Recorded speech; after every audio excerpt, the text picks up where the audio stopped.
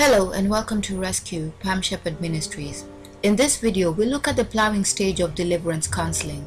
This is the first step in the process of assessment. To plow in farming is to break and turn over the earth in order to prepare for planting. In deliverance counseling, it would refer to a deliverance worker uncovering a person's situation in order to get a better understanding of who the client is and what help they require. In this stage, information is gathered about the client.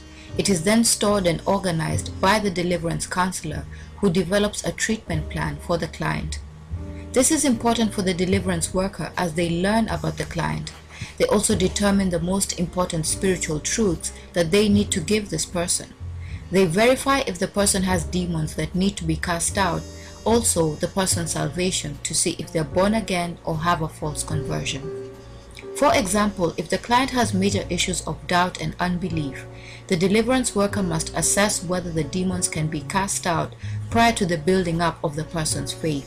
If it's not the case, the client will go through counseling sessions to build up their faith in order to stand against reinfestation of demons.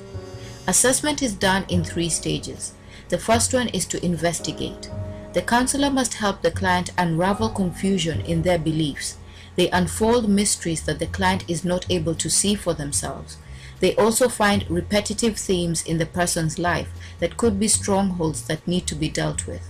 The client needs to cooperate and be committed to do the work if they're desperate for results.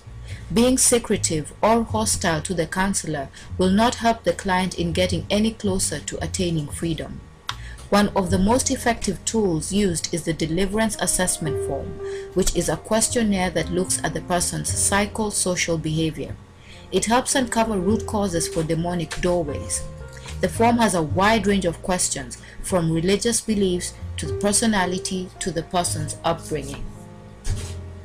The second stage is observation. Since most counseling sessions are on email or on the phone, the counselor's listening skills are important, and they utilize this to discern the person on the other end of the line, to see whether they are aloof, warm, rigid, or confident.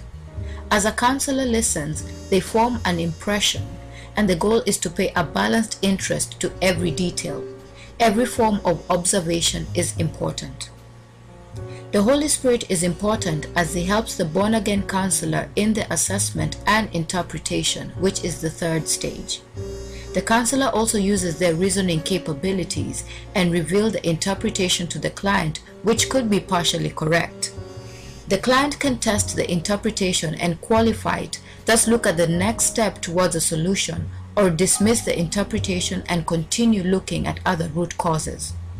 Where religious demons are concerned, there is a phenomenon called spiritual strangeness, where a counselor's interpretation can cause a cooperative client to turn defensive.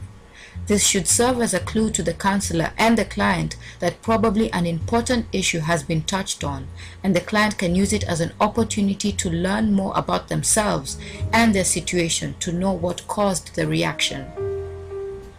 The plowing stage sets the stage for the deliverance session.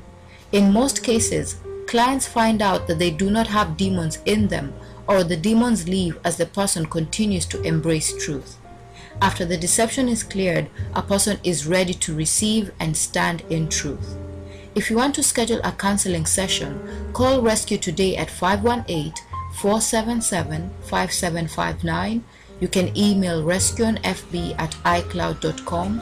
Also visit www.aboutrescue.com.